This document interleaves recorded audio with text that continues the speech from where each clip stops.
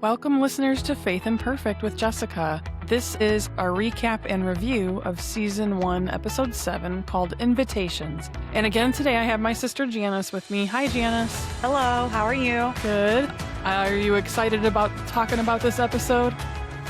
And I'm also excited to hear about why this is your favorite. Okay, so this episode starts with a caption that it's the Sinai Peninsula and it's 13th century BC. And just a little side note, when I was listening to the roundtable, the evangelical theologian again said something about time frames, and he wasn't going to get into it, but I have a feeling the date might be off slightly. I don't remember what he said about it. Okay, so in this scene, a man named Joshua is telling Moses that 300 people died in the night. Moses is forging a bronze serpent-shaped staff, and Joshua is telling him that they can't keep up with killing all the serpents, that they kill one and 10 appear. And Moses is telling Joshua that after today, those that are too sick to leave will only be like that by their own choosing. Joshua is calling Moses out that, you told the people that you would go to God and ask him to forgive their rebellion and heal their serpent wounds. And Joshua points out what Moses is making is a pagan symbol. It's not a religious symbol.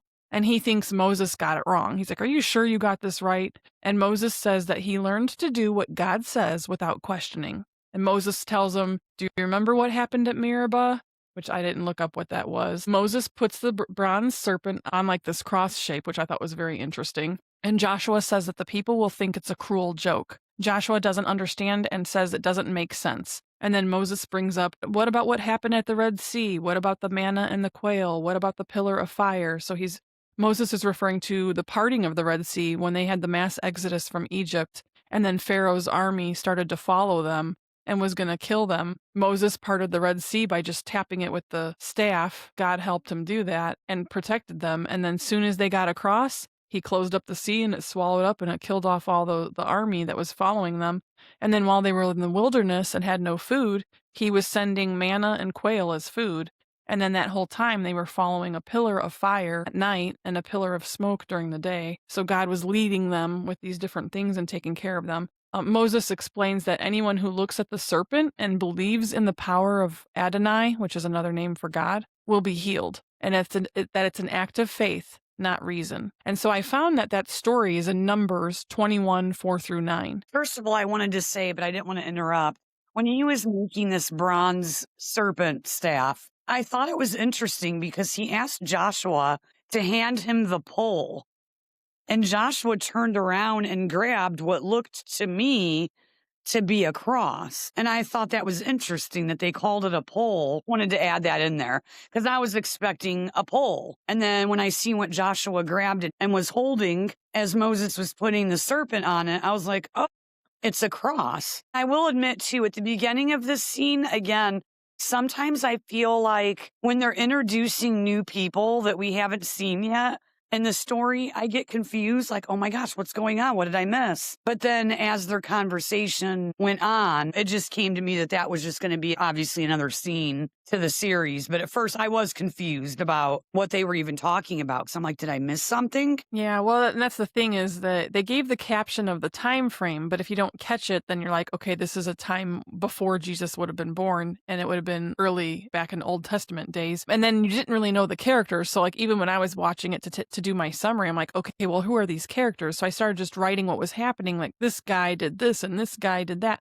But then they started addressing each other with their names. It's like, oh, it's Moses. And oh, it's Joshua. I think Moses said Joshua's name right away, but Joshua didn't say Moses till later, if I was able to find it in the Bible.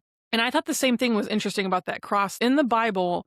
So it's in Numbers 21, but verse 8 says, "The Lord said to Moses, make a snake and put it up on a pole. Anyone who is bitten can look at it and live." So there's more to it there. So Moses made a bronze snake and put it up on a pole. So I'm wondering if the director took liberties with like, hey, we're going to put it on a cross, as I saw that as a symbolic thing. First thing I thought of when I saw the serpent was the snake in the garden, Adam and Eve and Satan tempting them as a snake, as a serpent, right? And then the cross, it's like, okay, well, technically the cross defeats the serpent, right? Like Jesus dying on the cross now defeats death And so I was seeing symbolic of all of that, like the fall of humanity and the redemption of humanity all in two symbols, and I don't know if that was what they were intending to do, but it does say in scripture it was a pole, and it's a good point. I wonder, they didn't Yeah. talk about that part as far as why they chose a cross and if they really think it would have been a cross. I'm going to actually try to look up numbers in my study Bible and see if they say that they think it might have been a cross that it was on. Because how would you put a serpent on a pole? A pole's Right. a straight stick, you kind of have to hang it. Well, see, and that's what I was just getting ready to say. Like, we look at that and we see a symbolic cross. We know that that's a cross, but maybe back then they built that pole, quote unquote, to Right. hold the snake. Because if it would have just been one straight pole, the snake would have slid all the way down. Yeah, no, it's a good point. Yeah, I Yeah. wondered the same thing, like, would the cross have been a thing? And it wouldn't have Right. been a thing as far as Jesus dying on it. Now, did they Right. have other types of crosses, and did people call it a cross? I don't know. That's a good question. Yeah. Yeah. Yeah. Because I almost feel like, you got your straight up and down, and then the cross, your horizontal part, and that was the part that looked like the serpent was resting on. So they could have just called it a pole back in the day because that's what they knew it to be. And then the serpent would rest on it. I guess the important piece is in the Bible, it does say pole. It does say make a pole. Now, I know there's a lot of Greek words that have multiple meanings. So that was that first scene. And so that was supposed to be something that happened. It was Old Testament story all the way back from Numbers. So in the Bible, it starts off with Genesis, Exodus, Leviticus, then Numbers. It's the fourth book of the Bible. So it's early in the Bible. So the next scene is Matthew. He's at his home. It's pretty fancy looking too. He's getting ready to go somewhere. He locks his door to his gate. Again, you see this, and I only remember it one other time. He takes the key and he goes like click, click, click 3 times. It kind of reminds me of the Sheldon Big Bang Theory where he's like penny, penny, penny, and he knocks 3 times. Yes. I thought the same thing. That's what it reminded me of too. So he leaves outside his gate, and then Gaius surprises him. All of a sudden, Gaius is right next to him, and he's like, "Why are you here?" So he was there to escort Matthew to his booth. And Matthew thinks that he's only there because he got promoted. So if you remember in that last scene with Quintus promotes Gaius when he's happy with the results he's getting out of Matthew. Matthew said that he spoke up to Quintus because he was right. So they were having a discussion about how he doesn't think that Matthew's thinking. And Matthew's like, I did it because I was right. And Matthew tells Quintus that in a roundabout way, what it comes down to is since nobody cares about him, he has to care about his own well-being and he looks out for himself. I put a note, maybe he was in self-protection mode. Doesn't Matthew even make a comment to Gaius about his parents again? I forgot how he worded it. How he either doesn't speak with his parents. Yeah, I think that's later on. There is something, you're right, but I don't know if it happens in this scene. Right. The only other thing he says there is that Gaius tells Matthew he was being a fool, and then he says that your brain has taken you far. And then Matthew gets real quiet and he says something like, I agree, or something, and then it switches scenes. So he actually agrees with Gaius. So the next scene we have is Nicodemus, and him and his wife are talking, and she's telling him that she received word that their grandson was born. He seems to be concerned that the grandson was born a month early, and she's like, yes, but he's healthy. And so she's preparing to leave, like she's starting to pack stuff up. And Nicodemus is like, well, I need to finish my research. And she tells him that they need to make it back in time so he could perform the bris ceremony. From just the conversation, I deduced that it's where the grandson gets circumcised and then named. It says, and a name day. And I didn't look up the meaning. He says that a number of people could do that ceremony. And she's like, but what are people going to think when the great Nicodemus himself doesn't perform the ceremony for his own grandson? So she's trying to like guilt trip him too, but also saying that since he's got this status in the community, it would just be expected that he would do the ceremony for his own grandson. So they're not in agreement. She wants to leave. He wants to stay. She starts to go on that there's nothing good in Capernaum. She tells him to come to his senses, and he tells her he's never been closer to his senses than now. And she says that that's not how it looks from the outside. And he says many things are not. So that's the end of that scene. I was just going to add that the conversation between Nicodemus and what is his wife's name again? Zahara. Zahara. I had to look it up. Yeah. I forgot. She seems to have been ready to go a few times. Yeah. And I think she's starting to get a little agitated. that Nicodemus is just kind of, sticking around. Mm-hmm. And she's like wanting to get back with family. And Yeah, you definitely see that a lot in the other episodes too. I do remember that as well. yeah. When he says many things are not as they seem, she says she's ready to leave and she wants to see the family, including their new addition to the family who she hasn't met yet. So while they're having this discussion, Quintus barges in and interrupts them. Nicodemus starts to yell at the intruder until he realizes who it is. I forget how he says, like, I could do what I want. Because he's like, you can't just barge in here. And he's like, well, why can't I? Or something like that. So Quintus is admiring their housing. I remember him sitting down and whistling like, woo. And he's like, we're going to have to discuss the people's tithing. I kind of had to laugh about the attitude there. So Quintus says that he wants to know if they have a problem. Now, this story, I don't believe, is in the Bible. We never hear of a Quintus. We don't know of a conversation that happened between him and Nicodemus, but it is still interesting. So Nicodemus gets really defensive, and he says that he's complied with all of Rome's requests, even the ones that go against their custom. And Quintus is like, well, wait. We want the same thing. We want rule and order. And he wants to know if their two worlds are about to collide. So Nicodemus looks confused. Quintus asks, what about this so-called miracle worker? And Nicodemus sits down and he says, Jesus of Nazareth.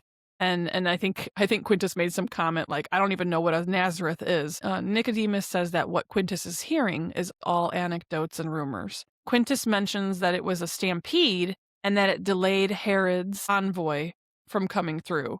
So his childhood rival came through, and I guess this made it look bad. And he did not like that. He says, it made me look bad. I hate that. And so really they're making like that's the whole reason he cares about this. Otherwise, he could probably care less if there was a stampede or a big crowd in the street. But it affected something that makes him look bad. So Nicodemus tells him that only happened because the soldiers went into the crowd with their weapons, which is true. There was a peaceful gathering until that point, but it was a big group. And Quintus says that it's not an isolated event. He alludes to having a source that's accurate and that has a compulsion for the truth. So I assumed he meant Matthew, because Matthew's really good at his note-taking. And Quintus asks him again, is there a problem? And Nicodemus says no. Quintus says that Nicodemus doesn't seem sure.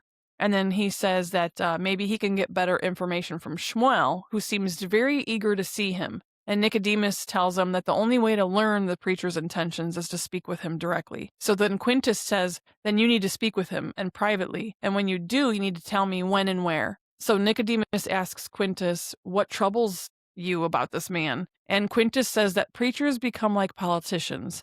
They sprout up like weeds and then they spread. So Nicodemus says that some flora spread their seeds when they're trampled. So he's trying to say, like, when you try to trample them, they just grow stronger. And who says that you wouldn't be creating a martyr by seeking this man? And Quintus looks serious and he says that he'll take his chances. So as soon as Quintus is gone, though, Zahara, Nicodemus's wife, says, you sympathize with this preacher. And then you see Nicodemus just kind of sitting there. He doesn't deny it. He just looks deep in thought. And then that's where the scene ends. The next scene is Jesus and the apostles at camp. And John is asking if they're all going to be safe there. And Jesus says that after yesterday, they're going to travel from town to town. So pretty much where he was talking in that house and he healed the paralytic and everything and all that, now they're going to travel from town to town. John shows concern about constantly being on the move. And Jesus says that it's the will of his Father to spread the news of salvation. So he's happy to be moving around. Jesus has Thaddeus prepare 5 days of firewood. And then they ask, well, I thought we're only going to be here for a little bit. And he says, well, you always leave some for the next traveler. Mary Magdalene enters the camp and she has a look of concern. And people are like, are you okay? And she's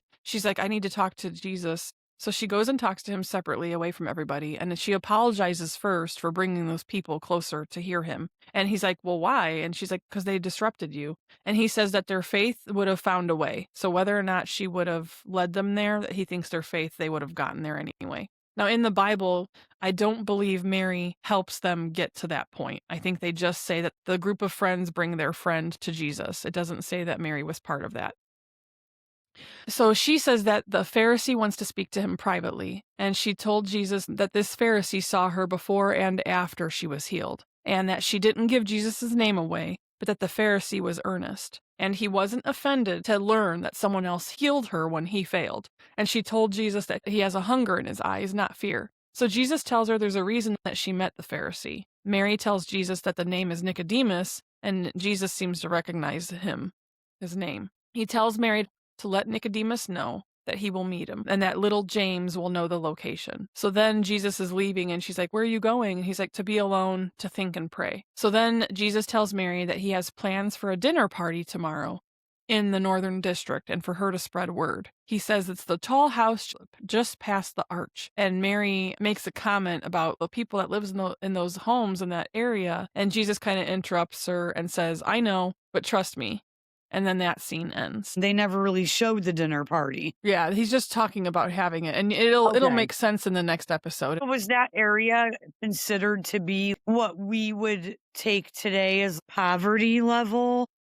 I'm thinking it's the opposite. I'm thinking it's people who might have more money. I didn't know when I first saw the episode. I'm just guessing because I know Okay. what's coming, but Right. I don't want to give it away either. Right. Okay. So the next scene is Matthew and his dog, and he's knocking on the door to a house, and you find out that it's his mother's house. And she lets him in because she says that the father isn't home. But he leaves the dog outside because you could tell the mom's nervous about the dog. Matthew refers to his father as Alphaeus, and he finds out that his father's shop was robbed. And he's like, but he loved his shop, so I guess he had to close his shop down. So now he has to travel for work. Matthew tells her that you can ask me for money, I can help. It's typical that sons help their parents if they need it. And she says that his father would sooner die than take his blood money. So that's how they see like the fact that he works for Rome. It's not even just that he works for Rome. There's another comment made here, I'll say in a minute. So he says he knows that they're ashamed of him, but that their decision is irrational. And she asks, "Did you come here to justify yourself?" And he gets upset and he's pacing back and forth and he's like, "No."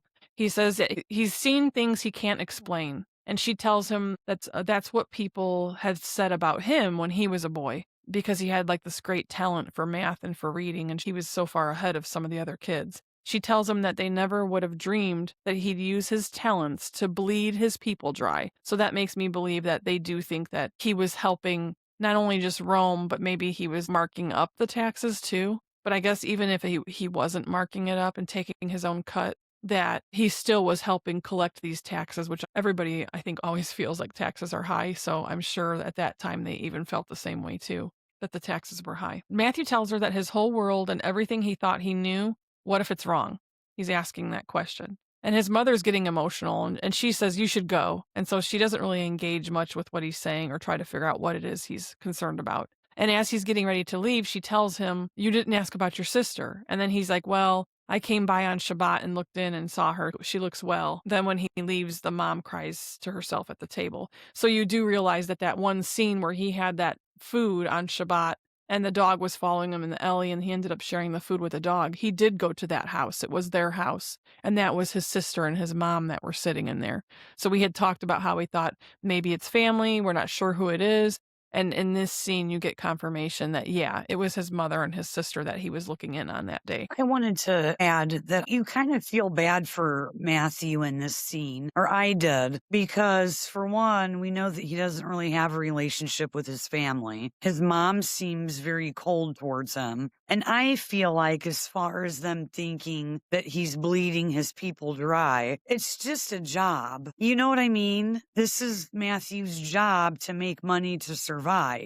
I don't think that it makes him a bad person being the tax man, but it's so sad to see how people treated him because he was the tax man. Just because he was there to collect the money, people didn't like him. Yeah, I agree with that. But at the same point in the Bible, it kind of makes it sound like Matthew not only was there to collect the taxes, but almost like he was charging people more than what the taxes should have been and pocketing the difference.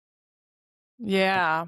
Yeah. So is that why he lives the lifestyle he does? Because if you, You know- notice in the mornings when he's getting ready to go to his booth, he's picking out the best clothes, the best sandals, and it almost looks like he's dabbing cologne on his wrists. Yeah, he is. Yeah, he's definitely got money. And so that's the thing is, like, I don't think the Bible alludes to any kind of wealth, just that he was helping, like he worked as a tax collector for Rome. So Rome was his employer, so he was getting paid by them.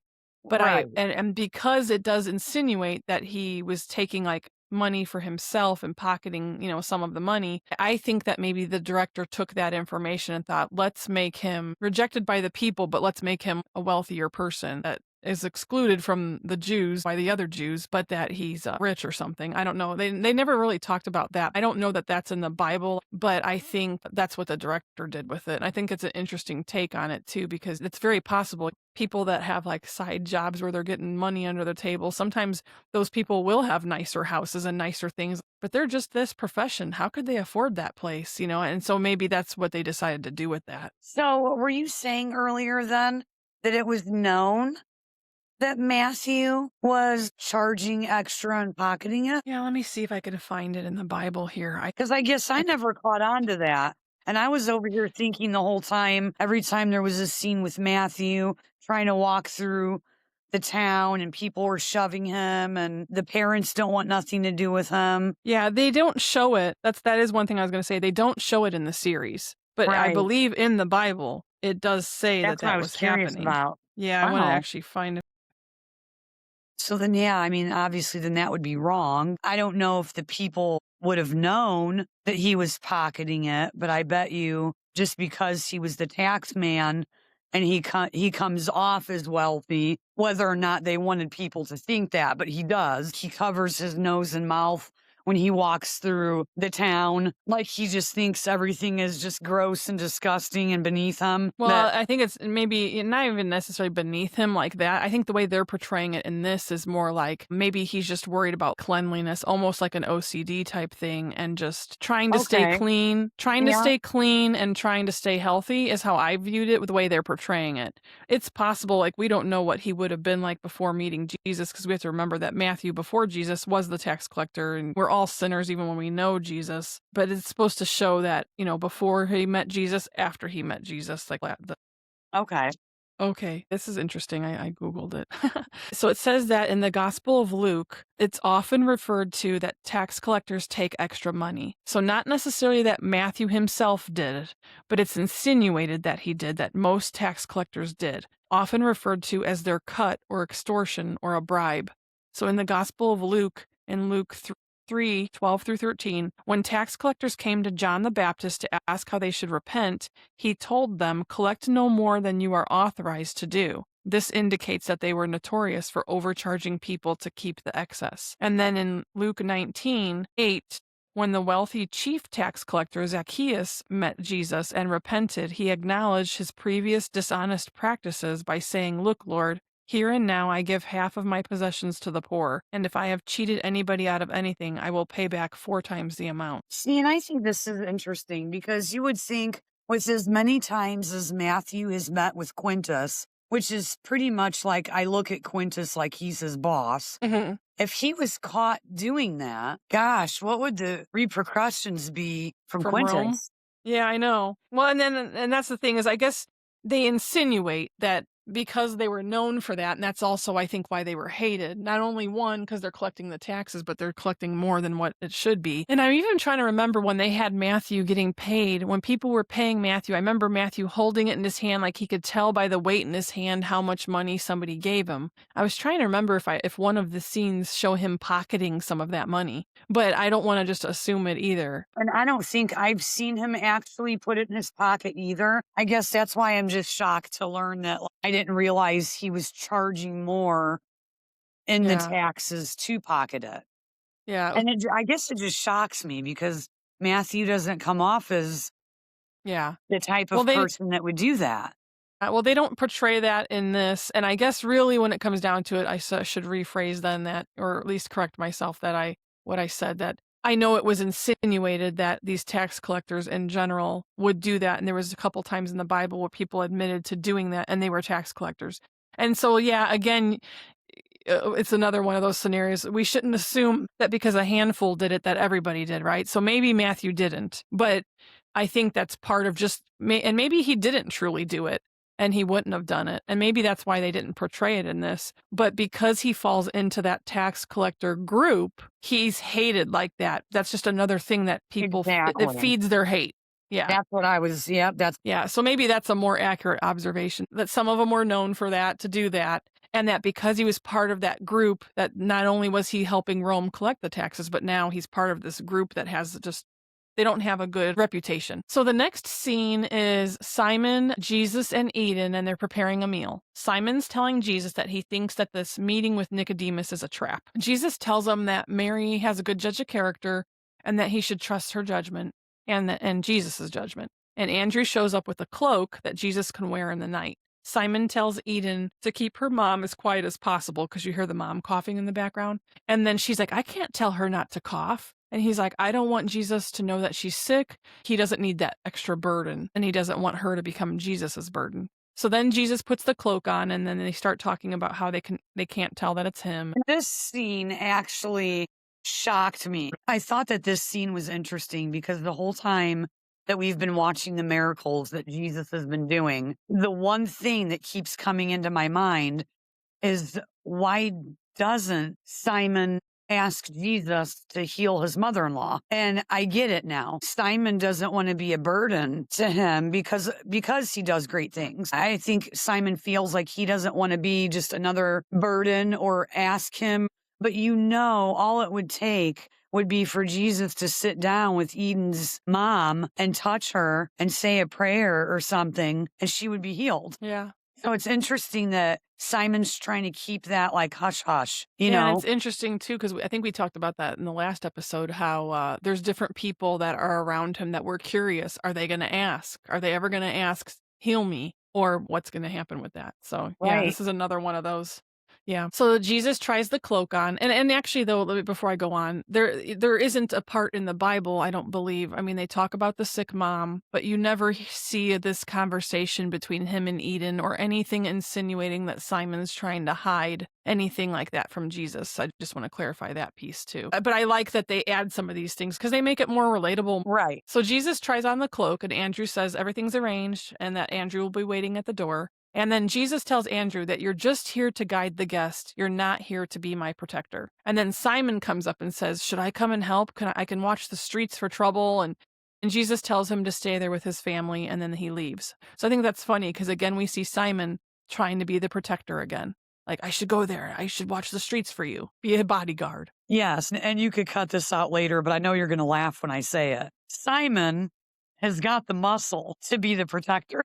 He does. He does. I did notice that. Yes, Yeah. he does. Yeah, there was a scene, and I'll mention it because I think it's entertaining to me too. That there was that part where I think it's when Andrew was trying to tell him about Jesus. I don't know, something he was working on something outside, and you barely get a glimpse of his back through the top of his shirt, and it's just full of muscle. I'm like, dang, he is like built. I didn't realize it. Yes, and he's always wearing like the cut off type, like what we would call a tank top today. But I'm sure back in the day it was called something else. But it was a sleeveless shirt that really shows the muscle definition in his arms. Yeah, he was a fisherman. We just know that from the Bible. I don't know if he would have been that muscular if a fisherman, I mean, especially if they're manually pulling nuts out of the water. Maybe they did have to have a lot of muscle. That's true. Yeah. And that's what I always thought too, with him being a fisherman. That's probably how he gained his muscle, was for pulling nets out of the water and rowing the boat. Yeah. You're constantly using your Yeah, arms. yeah, you forget about rowing. Yeah. Yeah. There was no engines back then. Right. Okay, so then you see the next scene. Nicodemus is walking through the dark street, and he meets up with Andrew outside of a building. And then Andrew tells him not to be alarmed and that he's waiting for him, that Jesus is waiting. He doesn't say his name, but he says he's waiting for you. Andrew leads him to the roof, and Nicodemus and Jesus meet face to face. Jesus starts the conversation saying that he asked the person for more lanterns, but that the owner said it would draw attention. And then he starts talking about how the human eye is drawn to light. Nicodemus says that there's many things that they're drawn to and that they can't explain. He thanks Jesus for meeting him there, and then Jesus tells him, thank you for trying to help Mary. Nicodemus admits how he wasn't of any help, and Jesus tells him that he was meant to be there. Jesus says, if you hadn't been there that day, would you be here tonight? And Nicodemus is like, I have so many questions, I don't know where to start. So then Jesus has them both sit. So I do have to say that whole exchange, I don't believe any of that was in the Bible, because again, we don't know that Nicodemus was the one who might have tried to heal Mary. But I thought it was interesting how they used that to help explain like his journey of how he got here to this point. I was going to add, earlier in this episode, if I'm not mistaken, when Quintus barged in and interrupted Nicodemus and his wife speaking in their home, Quintus, didn't he make a comment that he wanted to know when and where Nicodemus was going to meet this teacher? Yeah, he did. And it appears to me that Nicodemus didn't tell him because we don't see Quintus or any of his soldiers nearby. The whole scene, we never saw them. Right. Which I'm going to admit, I liked that Nicodemus didn't inform Quintus, because I felt like Nicodemus needed that time with Jesus that he can ask his questions without soldiers being there. And I thought it was just kind of interesting because Nicodemus is a very strong character in the story. And you would think that going behind Quintus's back would have consequences. But Nicodemus is so curious of Jesus. He's like so drawn. Yeah, he's so Yes. drawn to it. He just knows there's something that he's just drawn to. Yeah. So Nicodemus tells him that he's heard many preachers, but he's never heard one tell a paralytic to get up and walk and then see it happen before his eyes. Jesus asked what his conclusion is, and Nicodemus says that he believes Jesus is not acting alone. No one can do the things he does without having God in him or being from God. So Nicodemus asks, "What have you come here to show us?" And Jesus says, "A kingdom." And then Nicodemus makes the comment that that's what the rulers are worried about. But Jesus is like, well, it's not that kind of kingdom, though. Jesus tries to explain the concept of being born again. He says, "Truly I say to you, unless one is born of water in the Spirit, he cannot enter the kingdom of God. That which was born of the flesh is flesh, and that which was born of the Spirit is spirit." He says that part of you is what must be reborn to new life. Nicodemus asks, "How could this be?" The wind blows, and Jesus asks Nicodemus, "What do you hear?" And Nicodemus says, "The wind." And Jesus says, "How do you know?" And Nicodemus is like, "Well, I can feel it and I can hear it." Jesus asks if he knows where it comes from or where it's going. And Nicodemus says no. And Jesus explains that that is what it is to be born again of the Spirit, that the Spirit will work in a way that's a mystery. You can't see the Spirit, but you can recognize his effect. So Nicodemus states, what would the teachers say if they heard this? And Jesus says that he knows and has seen, and it hasn't been received by the religious leaders. And Nicodemus says that it's hard to receive. And Jesus says that Nicodemus and them have a hard time believing earthly things. How is he going to be able to explain heavenly things? And Nicodemus says that he believes the words, but he worries that he won't have a chance to speak them before he's silenced. He tells Nicodemus that he has come to do more than just speak words. And then Nicodemus kind of insinuates the miracles and everything. So Jesus brings up the story that was shown in the beginning of the episode. He fills in that the people of Israel wanted to return to Egypt, where they had been enslaved. And I guess that the whole reason that they were getting bitten by these snakes is God sent this manna and quail to feed them, and they were complaining about the food. And they cursed that God was providing them this manna for sustenance. And so then they were bitten by serpents and they were dying. And God made a way for them to be healed. So when Moses lifted up the bronze serpent, the people only needed to look at it and they could be healed. And Jesus says, "So will the Son of Man be lifted up, that whoever believes in him may have eternal life." So we see that very beginning piece was to kind of parallel to this. Nicodemus says that people aren't dying from snake bites. They're dying because of oppression and taxation. And Jesus says, "Sorry to disappoint, but I didn't come to deliver people from Rome." And he's like, "Well, from what then?" And he's like, "From sin and spiritual death." So Jesus continues that God loved the world in this way, that he gave his only Son, that whoever believes in him shall not perish but have eternal life. So Nicodemus says that this has nothing to do with Rome. It's all about sin. Jesus says that God sent the Son not to condemn, but to save. Through his Son, as simple as Moses holding up the serpent on the pole, that whoever believes in him will not be condemned, but that those that don't believe in him will be condemned. And then you see Andrew and John on the stairs, and they're like, "Have you heard anything like this before?" So there was a few things I wanted to say about this. That's the majority of the scene. There's still more, but so we learned that beginning scene was because people were condemning God and they were complaining against God, that God punished them, that they got bitten by these snakes. Moses holding up the snake was supposed to be symbolic of, when you look at this and you believe that you'll be healed, you'll be healed. And so Jesus is supposed to be doing the same thing, that like we're in our sin, and then through him we're supposed to be healed. And because they don't know what happens yet, it still was hard to understand how that was all going to be. I think that Nicodemus had a hard time understanding it. But I did want to point out that another Bible study, I read this, it said, "Did you catch that the disciple John was taking notes on the steps as Jesus and Nicodemus talk? Fun little shot that gets your mind thinking. What was the point of that?" Well, then I got to thinking, oh, this whole story is in John, and it's not written by John the Baptist, but the disciple John. And so maybe this was like him writing that down, which I didn't catch. Could be that it's insinuating that that's how it ended up in the Bible, which I thought was cute. I did too. I liked that scene where it went to Andrew and him sitting on the stairs.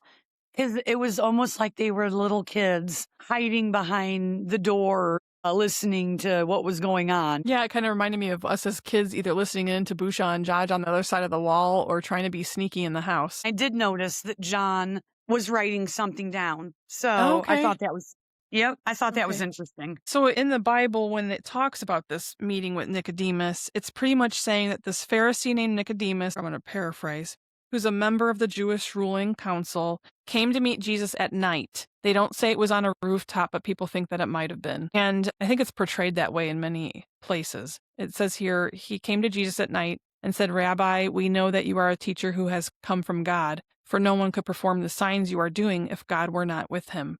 And Jesus does say, "Very truly I tell you, no one can see the kingdom of God unless they are born again." And he asks, how can someone be born again when we're old? And surely we can't enter the womb a second time and be born from a woman again. And then Jesus goes into, surely you can't enter the kingdom of God unless you're born of water and the Spirit. And he does say flesh gives birth to flesh, but the Spirit gives birth to spirit. You should not be surprised at my sayings. You must be born again. The wind blows wherever it pleases. You hear its sound, but you cannot tell where it comes from or where it's going. So it is with everyone born of the Spirit.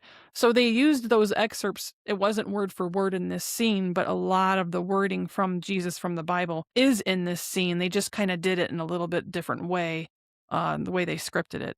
And that Nicodemus says, well, how can this be? And Jesus says, you are Israel's teacher, and you don't understand these things? Very truly, I tell you, we speak of what we know, and we testify to what we have seen. But still you people do not accept our testimony. I have spoken to you of earthly things, and you do not believe. How then will you believe if I speak of heavenly things? And so a lot of the same stuff, again, is like right out of the Bible. No one has ever gone into heaven except the one who came from heaven, the Son of Man. Just as Moses lifted up the snake in the wilderness, so the Son of Man must be lifted up, that everyone who believes may have eternal life in him. And then he goes into, for God so loved the world. Now, in this version of the Bible, anytime you read in the Bible and there's red, that means Jesus is speaking. And they said that people aren't sure where that switch is for sure. Like some versions show Jesus speaking ends there. And like, so in this NIV, New International Version, it shows that it's no longer Jesus speaking when it says, for God so loved the world that he gave his one and only son.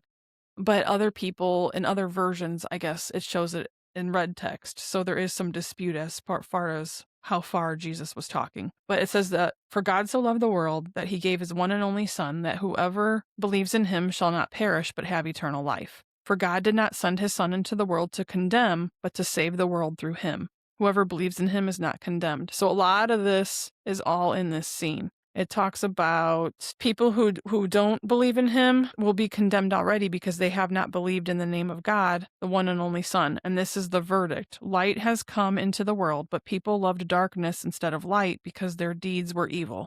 Everyone who does evil hates the light and will not come into the light because they fear that their deeds will be exposed.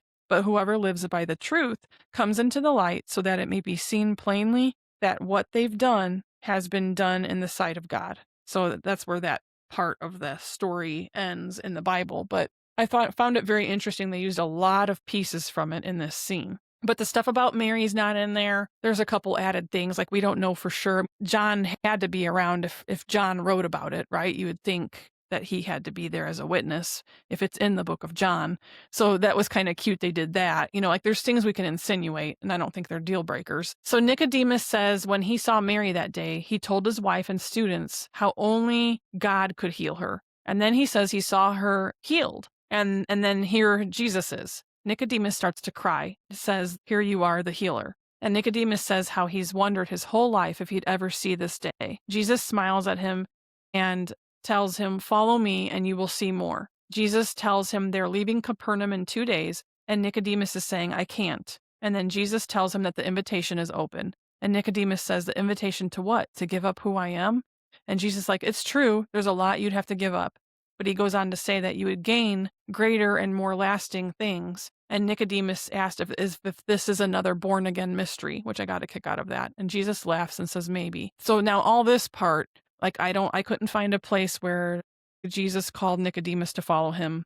It does talk, I think, in other parts, which we don't know the order, that they traveled to Capernaum and they traveled to these different places. So they just added this, I think, to make it more interesting. Jesus gets up to leave and he's telling Nicodemus where they're going to meet, where they're going to leave, and he tells Nicodemus to think about it. Nicodemus gets emotional and he asks, "Is the kingdom of God really coming?" And Jesus asks him what his heart tells him, and he gets more emotional and choked up and says that his heart tells him that nothing except that he's standing on holy ground. And he kneels before Jesus, and Jesus tells him, "You don't have to do that." And he takes Jesus's hand and he kisses it. And then Jesus is like, "What are you doing?" And he says, "Kiss the Son, lest he be angry and you perish in the way." And Jesus has him rise and tells him, "Blessed are those who seek refuge in him." And then he hugs Nicodemus, and Nicodemus cries and hugs Jesus back. You see Jesus place his hand on the back of his head, and he's kind of patting his head as they're hugging. And so, yeah, this whole scene, like that last part, I guess, is not in the Bible. I couldn't find where they embrace or where he tells him follow him or anything like that. But I really liked the scene. And when he kneeled to Jesus, it kind of to me was the same effect as when Simon dropped to his knees in front of Jesus with the fishing boat. And so like that like drove home to me. And I guess that's kind of why, even though I know it's not in the Bible, it just really made me connect with like Nicodemus's character, because when I read the story in the Bible, it was just like, oh, it didn't mean a lot to me when I read it. Even though the John 3:16, that God so loved the world that he gave us his only son, that whoever believes will have everlasting life. Yes, that's a big deal. But like reading the story, like the story itself of what happened didn't impact me until I saw it acted out. And now like Nicodemus is one of my favorite characters, because the way the actor portrayed his emotion, his facial expressions, his it's just like, oh my gosh, because I could only imagine having those conversations with Jesus. And then I thought when he knelt and kissed Jesus's hand, I didn't know exactly what it meant, but I thought it meant something more like he's recognizing that this is God's son and he's trying to show him glory and honor. When I was watching the round table, though, they said that they did that because we don't know that that happened in the Bible. It wasn't in there. That they said that they did that because they wanted to show that where Nicodemus is at. They said Jesus meets people where they're at. So Nicodemus is, he's kind of stuck in material things. He's kind of stuck in, the fact that I think that he has a reputation. And they said that they thought him doing that would be like, again, back where Nicodemus still thinks that he's supposed to be an earthly king, not like this spiritual king, where I took it the opposite way. The way they enacted it, it impacted me bigger because I felt like he was acknowledging and realizing now that this is Jesus. And that's why I thought he did it. I really liked that scene as well, especially like you said, when Nicodemus kind of dropped to his knees. It reminded me of when Simon did the same on the beach that day. It was emotional. I don't really remember crying like I have with other episodes, but I did really like it. And I found it very interesting that Jesus, to me, unless I missed something, didn't really seem to introduce himself to Nicodemus as the Son of God. But it was almost like something clicked with Nicodemus and he knew whose presence he was in. And then that's why, because it almost seemed sudden. Like, yes, they were having great conversation. And then all of a sudden, it was like Nicodemus kind of dropped to his knees. It was like it dawned on him that he's in the presence of God's Son. Presence of greatness. Yes. Did you kind of get that too? Yeah, I mean, that's I think that's why the first time, I don't know why, I bawled like a baby at the idea of Nicodemus, this Pharisee, showing glory and honor to Jesus, and almost like he's a believer now. Like that was his turning point. He's a believer. And I think that's why I got it that way the first time. So when I watched it the second time, I was like, okay, well, I'm not as emotional this time as I remember being on this. But this story really made me like Nicodemus a lot. But yeah, I do feel like it was like a turning point type thing. But really, in the story, when you read the Bible, one of the first things he says when he sees Jesus is John 3:1 says, "Now there was a Pharisee, a man named Nicodemus, who was a member of the Jewish ruling council. He came to Jesus at night and said, 'Rabbi, we know that you are a teacher who has come from God, for no one could perform the signs you are doing if God were not in with him.'" So, yeah, he doesn't bow down and kiss his hand and do all that like it says in the scene here, but he's right off the bat in this meeting acknowledges that he has to come from God. And so, like, the belief is there. So they just took it a little Okay. further, I think, with this Right. scene. They took it a little further. And so I did want to read a few of the notes from the round table, even though I know there's a small scene left that we got to still do. And Dallas asks how they did with the portrayal of this conversation between Nicodemus and Jesus, and because they added some stuff. And they all said, well, there is a consensus that he did meet at night. Dallas asked, is there a reason they met at night? And is it because to do it in secret? They say that John says that it is at night and that we know what you're doing must be from God. And so they were using the cloak to try to keep things under wrap so that Jesus was undercover. I thought I read that the whole reason that it was at night, it says here, perhaps Nicodemus was afraid to come by day, or he may have wanted to talk for long, which would have been difficult in the daytime because of the amounts of crowds that would gather around Jesus. So that makes sense. Like, it could be he was afraid. It could be he didn't want people to know that he believed Jesus was from God. But we know that a lot of the other Pharisees don't think that Jesus was from God. They wouldn't have done the things they did later on if they really would have believed that. So Nicodemus actually believed it and says it to Jesus. And so I thought that was kind of interesting. It says that Nicodemus is a popular figure only because of the John 3 scene, Jesus and him at night. They said that Jesus is the light and Nicodemus is trying to find the light. Nicodemus's reputation is at risk. They said that the Sadducees were in cahoots with Rome, and Rome knew that to control them, that you needed to control the religion. So they had a lot of control over the Sadducees, but the Pharisees were with the common people, and they didn't have as much influence from Rome. And they would try to influence the people positively with their religion and not just be a slave to Rome. And they said that the story of Nicodemus is a common story for people coming to belief before they want to admit it. Sometimes people are afraid to admit their belief because they're afraid it's going to have consequences in their career, their job, their family relationships, etc. They said that they have to have courage to be born again, to orient their life toward that. People have to they're taking a leap of faith pretty much. The Catholic priest said that there are two things that change people and bring their faith. It's either great suffering or great love, and sometimes both at the same time. They said actually, usually it's both at the same time. They talk about how there's people out there that claim a religion, but sometimes they're actually non-believers. So there's like Catholics and Baptists and other ones that will say, oh, I'm a Christian or I'm this. But their faith really, at the heart of it, their faith isn't there. And so I thought it was kind of interesting because Dallas said that he was kind of gearing this toward those nominal Christians who are Christians by name, but not truly by belief and faith, because they said that they had negative experiences with church growing up. And now they're being introduced to like this more authentic Jesus that they didn't get to know when they were growing up. So I can understand that because I feel like we were kind of force fed some of the religion. I don't know if you feel the same way, Janice, that it was kind of force fed on us. But there was a point, even though I listened and I felt like I believed, there was a point I kind of was rejecting it a little bit because I felt force fed about it. And then later had to kind of come to it on my own. So I could kind of understand. I mean, I'd say part of it could have been negative, but overall, I mean, I wasn't hurt by somebody in the church or hurt by my grandma telling me about Jesus. It's just I was annoyed, like, because every time we'd go over there, I felt like she was trying to save us all the time. And I'm like, am I really that bad? Am I really this bad sinner that you have to save me every time I come here? I agree with what you were saying about like how, certain things were talked or preached to us. It's different when you get older and you learn it on your own. Yeah. Yeah.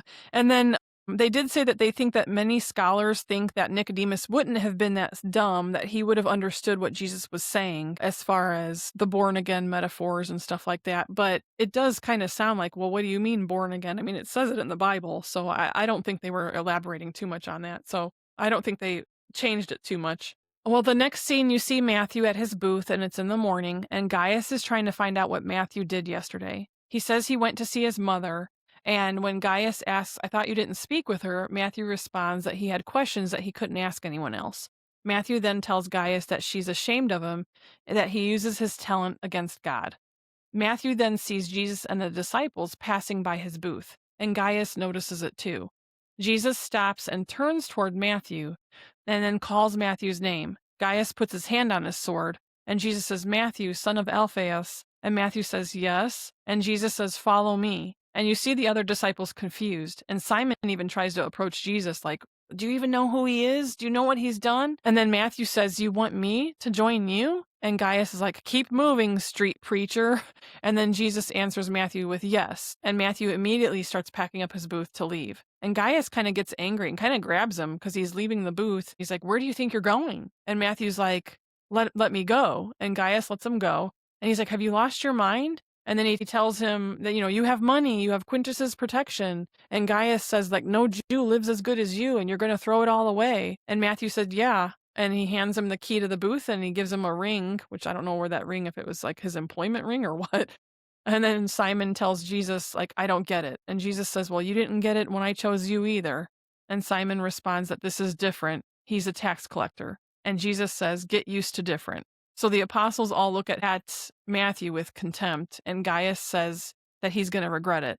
And Matthew realizes that he brought his tablet, and he's like, I took my tablet, like he was going to go put it back. And Jesus is like, keep it. You might find a use for it. So Jesus tells him that they're going to go to a dinner party, and that Matthew tells him he's not welcome at dinner parties. And Jesus is like, well, that's not going to be a problem because you're the host. So now we know that the house that Jesus was talking about for this party is going to be Matthew's house. So I think maybe when he was telling Mary about it, that Mary knew that tax collectors and other people lived over there. And that's why I was saying I thought that it was probably like a richer area and maybe people that normally wouldn't associate with their group, or that they wouldn't associate it. Maybe they were all tax collectors. I don't know. Yeah, that makes sense now. When you first said it back when we were talking about it, it made you wonder what kind of area this invitation to this dinner party was going to be. Yeah, and I didn't even look up regionally any of that stuff either, because like that specific thing about the house with the arch, like they didn't talk about that, but they do talk about how people didn't normally get together with tax collectors and sinners. Now they're going to be having a dinner party at a tax collector's house. I did want to mention that even though it was the last scene of this episode, it was probably my favorite, even above the meeting with Nicodemus and Jesus, because I felt like Matthew just looked really shocked that Jesus invited him to follow. And I felt like he was finally being accepted. Yeah. So I really liked that scene. It was definitely a good scene to end the episode with. Now I'm excited to watch the next one because when he says that Matthew is going to be the host, Matthew looked confused. Like, what do you mean? Yeah. So it makes you wonder, like, how's this dinner party going to go when Matthew didn't even know anything about it? Yeah.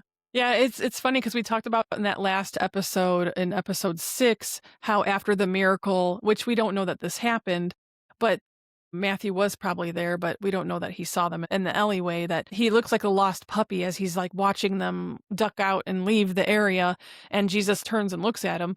And I felt like that again in this scene. Jesus calls his name. He kind of has like a deer in the headlight look.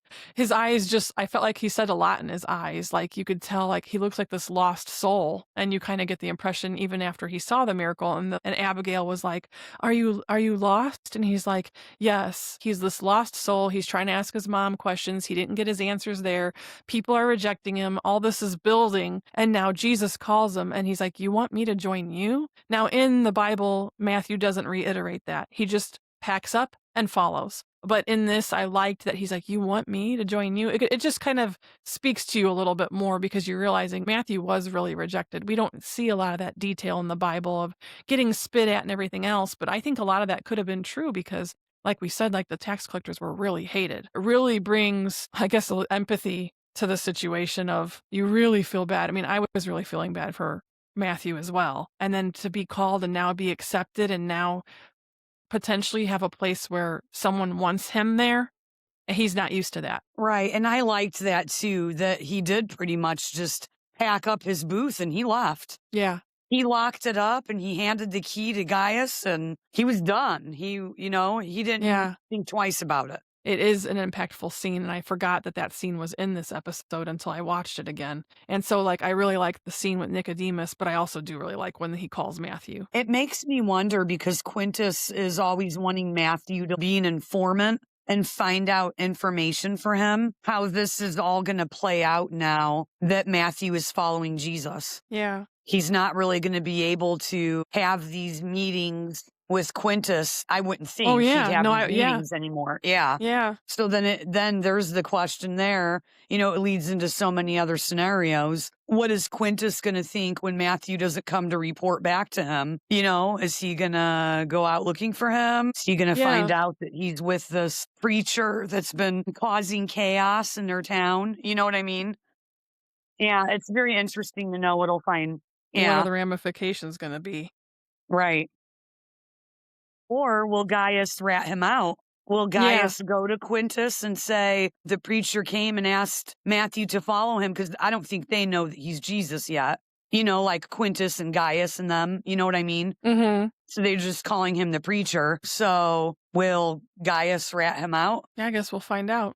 Yeah, he quit his job? Yeah, I mean, he's going to have to tell him at some point, especially if Matthew doesn't meet with them and help them out anymore. They're not going to have Matthew, there. He's going to have to say something at some point. So real quick, it's a real short blip, but the calling of Matthew is from Matthew 9:9. It says, as Jesus went on from there, so pretty much he went from healing the paralyzed man, that story from last episode. And then it says, as Jesus went on from there, he saw a man named Matthew sitting at the tax collector's booth. Follow me, he told him, and Matthew got up and followed him. So it says that Mark and Luke call this disciple Levi in the parallel accounts, but we also see that, I don't know why he has a second name, but I think we've talked about this before. I wonder if it has something to do with before meeting Jesus and after, kind of like Lilith to Mary, even though I know Lilith wasn't in the Bible. Simon later gets called Peter. So was Levi his name before Jesus and Matthew is his name later, but we're just using Matthew interchangeably? I don't know.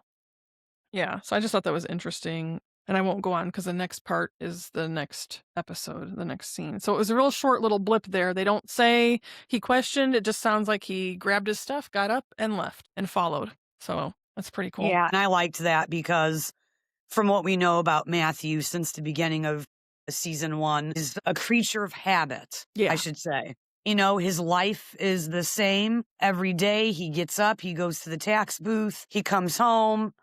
He's not one to be making spontaneous decisions. Yeah. So I liked that too, that it was just like Jesus asked him to follow him. He pretty much dropped what he was doing, locked it up, gave Gaius the key, and he walked away. I did want to add the thing I was trying to say earlier. I found my notes. When Nicodemus kneels down and kisses Jesus' hand, the kiss the Son, that whole verse came from Psalm 2:11 through 12. And it was meant for royal earthly kings. It was something that was said to them when they're at their ceremony where they become a king. I forget what they call that. But there were people that were upset about this scene. The director did a little extra episode that I watched where he says there was people had issues with these top 5 episodes, and one of them was this part of Nicodemus doing this, and Jesus saying you don't need to do that. They weren't upset about him kissing his hand. They were upset that Jesus says you don't need to do that. They did this to show that he was treating Jesus as an earthly king, that because Nicodemus was materialistic and stuff, that this moment was him kissing his hand was like that of an earthly king. And Jesus wanted Nicodemus's heart and the right kind of worship. He didn't want one of a kingly type of thing. They said they wanted to show that because they think that that's where Nicodemus was at, that Nicodemus's heart was thinking that Jesus was going to be this earthly king, not like a spiritual king. And then, and they also talked about the contrast of Matthew and Nicodemus. And so Matthew hasn't been pursuing God. He's gotten away from the religion side, or at least that's what you insinuate, because of his life as a tax collector and being hated and stuff. And then you've got Nicodemus, who's a Pharisee. So they wanted to show both sides, that both people, no matter what they're doing, they can't save themselves. They both need Jesus to be saved. And so that I thought that that's a really good parallel too, that there's that contrast between you got somebody who's like a Pharisee who knows the Old Testament in and out. And maybe Matthew might have been brought up as a Jewish citizen, but now you got him as this tax collector sinner, and then you got this prestigious guy who's in the church, but they both need Jesus. They both need to hear the news of Jesus. And so I thought that was interesting and kind of a neat little parallel that all of us, again, it brings up all of us are sinners. We all need Jesus to be saved. And nothing we can do is going to save us besides believing in him and having faith in him. So the next episode of season 1 is episode 8. It's called I Am He, and it is the season finale. And we'll see, we might have some extra people on the call for that one. Otherwise, it might just be Janice and I. But that's a good one too. One of my friends, it's her favorite episode, and I don't remember everything that happens in it, so I'm going to see if she can join us, and we'll see from there. We'll end with a closing prayer. Lord, thank you for walking us through every season of life. Thank you for your patience, your mercy, and your unfailing love. Help us trust you even when we don't understand what you're doing. Strengthen our faith, draw us closer to you, and guide our steps each day. In Jesus' name, amen.